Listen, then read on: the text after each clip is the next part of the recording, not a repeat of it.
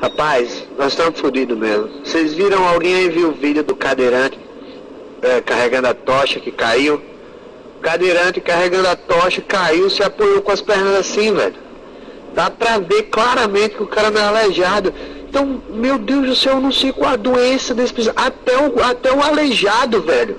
Os caras botam numa cadeira de roda, tem que ser falso. Até o aleijado é falso, é camuflado de mentira, tá ligado?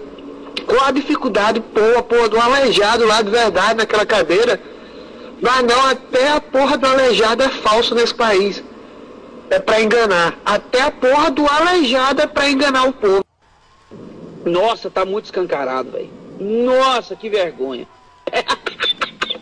Cara, velho. Nossa, velho, isso é inaceitável, velho. Será que não tinha um cadeirante, velho, verdadeiro pros caras fazerem isso, velho? Pra honrar um cadeirante, deixar o cara ter os 10 segundos dele de fama. Cara, será... Nossa, bicho. Nossa, cara.